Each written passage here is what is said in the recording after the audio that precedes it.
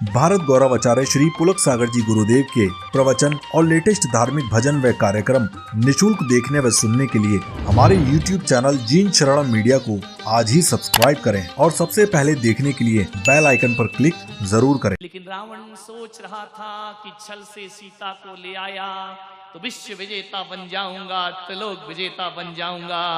अरे छल करते समय रावण को लंका की तबाही और बर्बादियां दिखाई नहीं दे रही। जब आदमी छल करता है उसे परिणाम नजर नहीं आता है। ध्यान रखना, तबाही हो गई, पूरी लंका बर्बाद हो गई।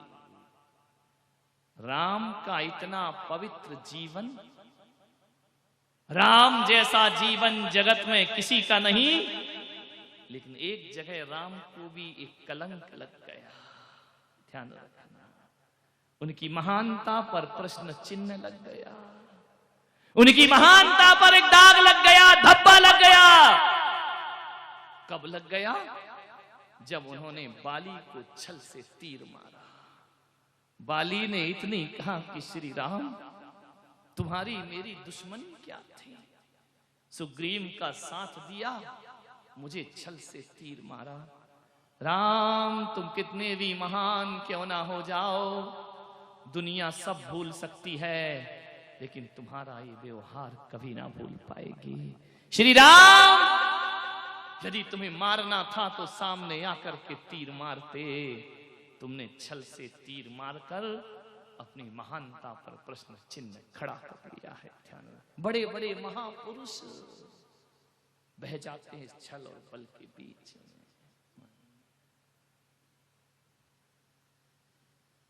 छलना ही तो थी ये सब, छल कपट पूर्ण व्यवहार।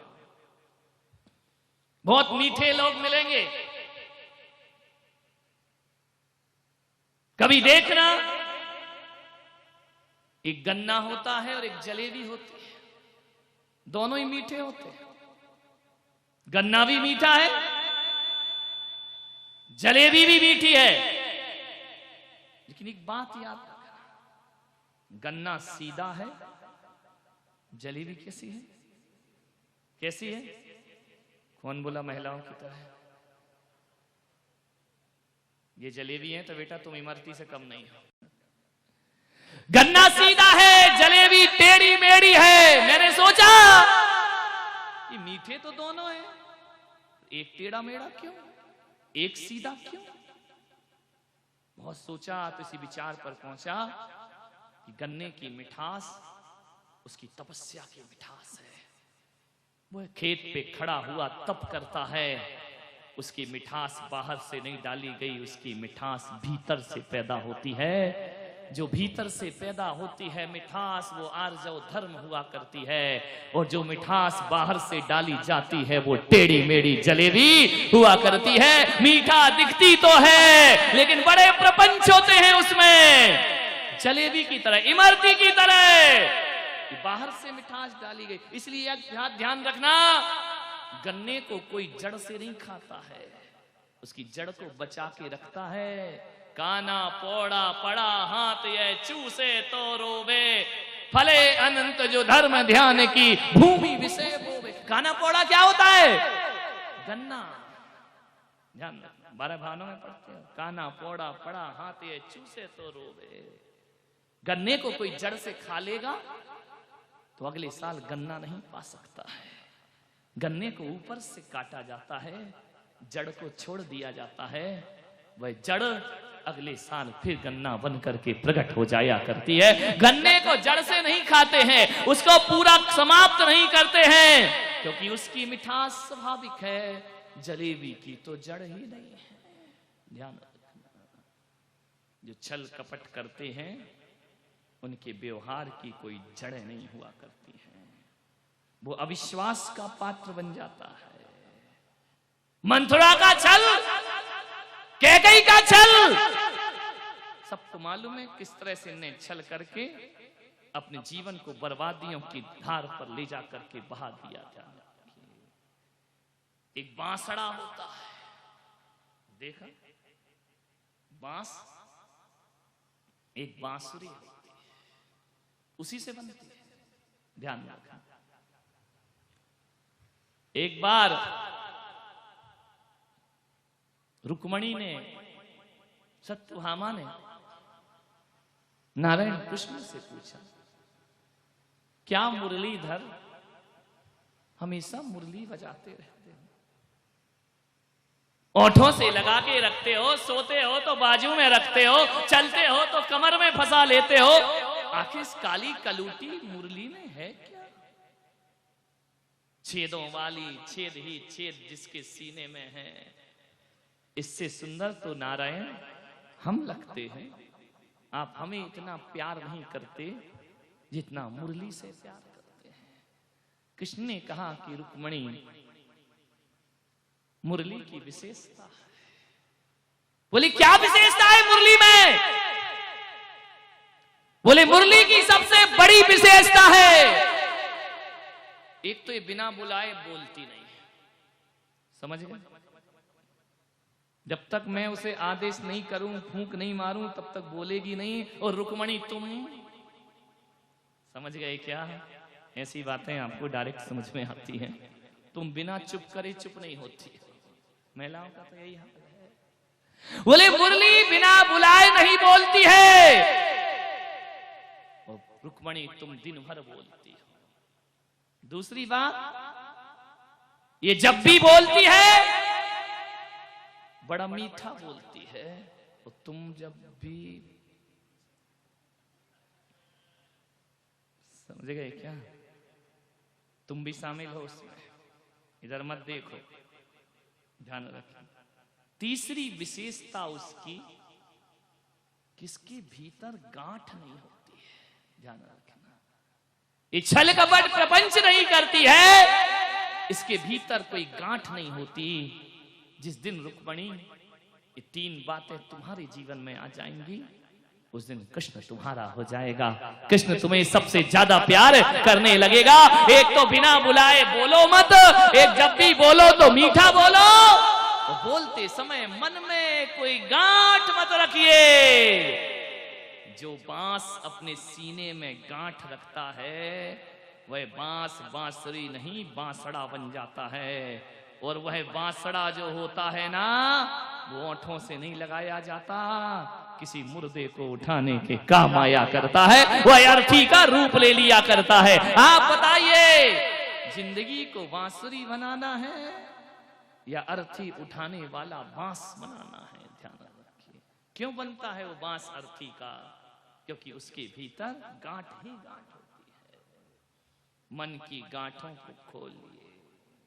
ये बहरूपिया सा जीवन हमारा, मंदिर में कुछ, घर में कुछ, रसोई में कुछ, ड्रेसिंग टेबल में कुछ और चेहरा हो जाता है। छोड़िए जीवन, एक सजीवन जीवन। इसलिए तो दिगंबर संतों के लिए कोई भेष, कोई आभूषण, कोई अस्त्र शस्त्र कुछ नहीं दिया। भभूत का तिलक लगाना भी मना है, क्योंकि नहीं तो तुम दिन भर ही अपना रूप बदलते रहोगे। हमारा रूप तो सदा ऐसा रहता है।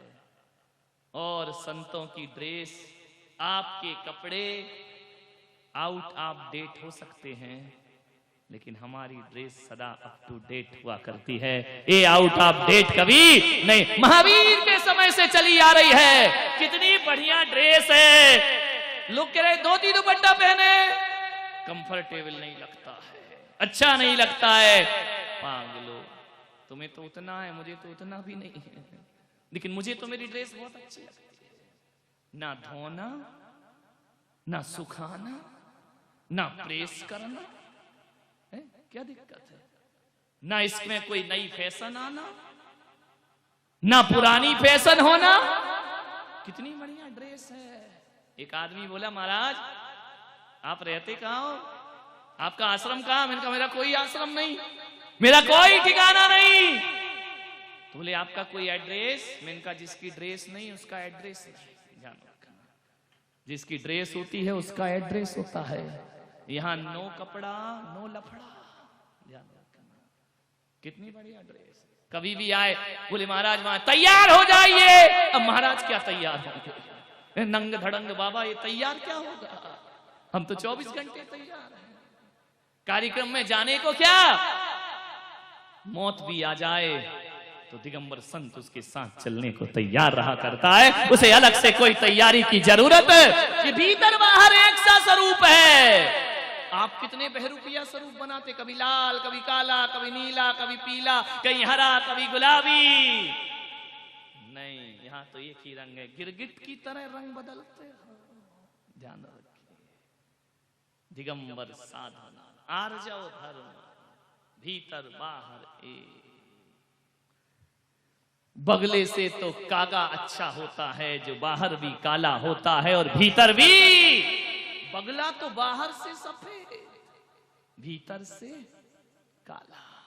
नदी किनारे बैठ जाएगा, ऐसा ध्यान लगाएगा आंख बंद करके, एक पांव उठा लेगा, बगुला भगत ना हिलेगा ना डुलेगा। मछली आएगी, फट से मछली को पकड़ लेगा। ध्यान रखना, ये बगुला है, बाहर से तपस्वी, भीतर का भोगी। ध्यान रखना, पहचानिए अपने जीवन जिंदगी। दूसरों को ज्यादा मत छेड़ो। दूसरों का मुंह काला करने से पहले ये बात ध्यान रखना, अपने हाथ काले हो जाते हैं। और दूसरों के लिए गड्ढा खोदोगे तो वो गड्ढे में बाद में उतरेगा, तुम गड्ढे में पहले उतर जाओगे। ध्यान रखिए। आग लेकर हाथ में पगले जलाता है किसे? जब ये बस्ती ना रहेगी तू कहां रह जाएगा। दूसरों का घर फूंकने से अपने घर में खुशहाली नहीं आती है। घरों को बसाइए। मैं प्रवचन करता हूं, मैं उपदेश देता हूं, तुम्हारे घर अच्छे से बस जाए, तुम्हारे व्यवहार अच्छे हो जाए, तुम्हारा परिवार अच्छा हो जाए। नहीं होगा तो मेरा क्या बिगड़ेगा? लेकिन नहीं, सर्वे भवन्तु सुखिनः सर्वे सन्तु निरामयाः।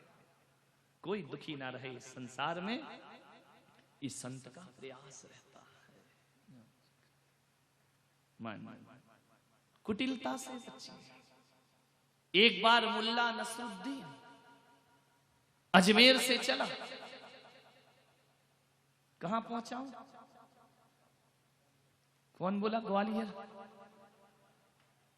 वो तो बाजू में बैठे मुल्ला जी। अजमेर से चला ग्वालियर। रविवार का दिन, आज का ही दिन था। उसने कहा यार बड़ी मुश्किल से छुट्टी मिली है, चलो बीबी को ले आते हैं। इसके बाद तो फिर हफ्ते भर मुझे टाइम नहीं मिलेगा। बहुत रश चल रहा था। जैसे ही स्टेशन पर पहुंचा, इतनी भीड़ कि ट्रेन में पैर रखने को भी जगह। मुल्ला ने कहा यार जाना आज ही है, नहीं जाऊंगा तो दिक्कत हो जाएगी, 8 दिन तक फिर मैं जा नहीं पाऊंगा। उसके दिमाग में खुरापात सूझी। वो अजमेर के स्टेशन में प्लेटफार्म से बाहर निकला और उसने, मेला लगा हुआ था, एक चाबी भरने वाला सांप खरीद लिया। फुल चाबी भरी, इतनी भरी कि 10 मिनट तक चलता रहे, और एक बोगी में सांप छोड़ दिया। जैसे ही छोड़ा लोग बोले सांप सांप सांप। 2 मिनट के अंदर डिब्बा खाली। अभी निकल आए नागिन। ये प्रवचन छोड़ के भाग जाएंगे, ध्यान रखना। और सबसे पहले वो भागेंगे जिनकी उम्र 80 साल है, उन्हें ज्यादा जीने की इच्छा है। 2 मिनट में बोगी खाली हो गई।